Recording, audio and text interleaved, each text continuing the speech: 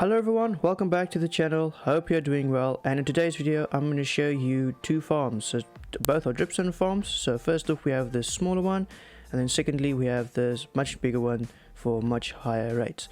So let me show you how to build it and how they work. Okay, so first off let me show you how the new mechanic works for the dripstone. So this was added in the 1.17 update. So basically what you need is a dripstone block like this, and then beneath it dripstone, and on top of it there needs to be a water source. So right like here there's a water source on top, and that then the dripstone will actually grow. So the first, when you just put one dripstone down, it'll look like this, and then it will actually grow like this.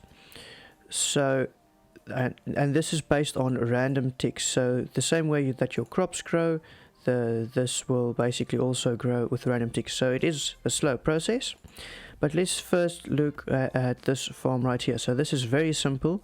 I don't think I really need to show you how to build this. You can literally just see it from here. So we have our dripstone block right here with a single dripstone right underneath it. There's observers right there, so it detects when it grows, it detects it.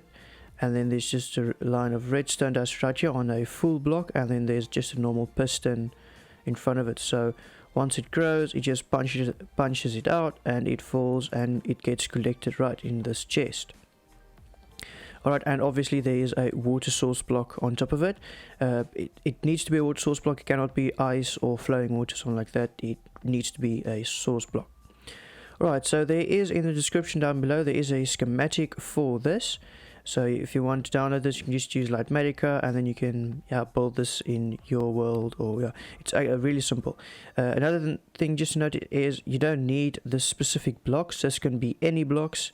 I just use glass so you can see through it, and just some for decoration down here. But this is not a necessity. Oh, right there. Okay, there you saw how the farm worked. And there you can see it all gets collected. Right, so in this farm we have 6 dripstone blocks. Obviously you can make this much longer if you wanted to, but I'm just used a 6 dripstone version just for demonstration purposes. Alright, and then when I tested this farm I got about 6 per hour. Now I don't think this is really realistic. I think it will more be around 4, 5, maybe sometimes 6 dripstone per hour.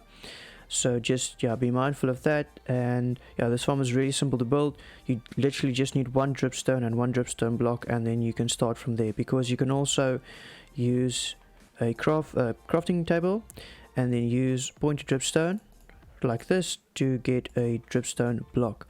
So you just need one dripstone and one dripstone block, and then you can literally farm your way to a bigger farm. Alright, secondly, let's look at this much bigger farm. So this farm uses flying machines, one at the top right here, which you can see with the slime blocks, and another one down here. So with this one, it uses the full potential of this farm, because dripstone can actually grow from the top and from the bottom, just like in real world with stalagmites and stalactites.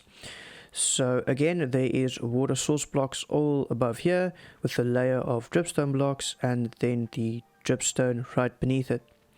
Then the flying machine right here just punches out the second dripstone, so then there's always one still left at the top, punches that out, and it just falls to the ground. And then the bottom flying machine actually collects all of that and pushes it to the side. It is collected in this water stream and is flushed all the way to this corner, where it is collected in this chest. Right, let me quickly just demonstrate how this farm works. I just used a simple daylight detector right here with just some simple redstone. So about once in 20 minutes, every 20 minutes this farm is sent off. So that's more than enough time for it to grow, but it's not too much time that the two tips meet each other and then there's no growth happening. So let me quickly show you how it works. Alright, so as you can see from here, the top flying machine is sent off literally like 1 or 2 blocks before the bottom one. So all of the dripstone it falls in front of it, and it gets pushed all the way into the water stream. But then it also goes back, so any dripstone that is still remaining, it just pushes them to this line right here, and then as I said, everything is collected in this chest. I also left the schematic for this down in the video description, so if you could just use Lightmatica, and then just put this in all of your schematic folder, and you'll have you'll have the schematic. You can build this farm longer, so this one right here is 20 blocks wide, so that's the max for a flying machine, the one that I'm using right here.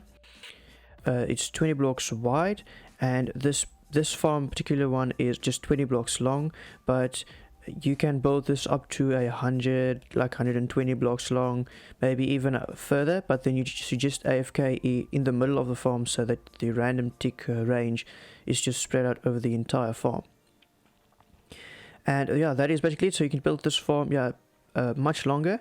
And right here I'm using the new moss blocks, so you can find this in shipwrecks at the moment in 1.17, and if you just find one block, you can just put it down on the ground somewhere and bone meal it, and then you'll get much more of these moss blocks. So it spreads in a pattern of at least 3 by 3, so if I bone meal that block, at least all of the surrounding ones will get bone meal, but it can also be up to a 7 by 7 wide area that it spreads to.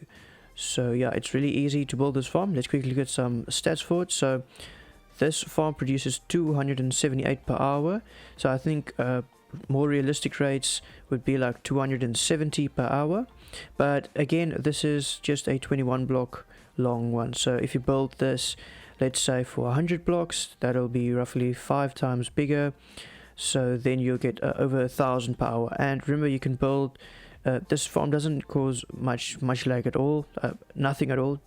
Actually, just when the flying machines are sent off, then it causes a little bit of lag with all the items, but you can build these like 2 or 3 of them next to each other, and just all link them all up, make them work from daylight sensor or upper clock, maybe, if you know how to do that or want to do that. That's very easy. So that's all for today, guys. I hope you enjoyed this video. As I said, both of the schematics are in the video description. You can just go download that with Lightmatica, and then you have the schematics, so you can just paste it in your world or use it for your survival world and build it yourself. Thank you all for watching, guys. Hope you enjoyed this video, and see you in the next one. And until next time, bye bye.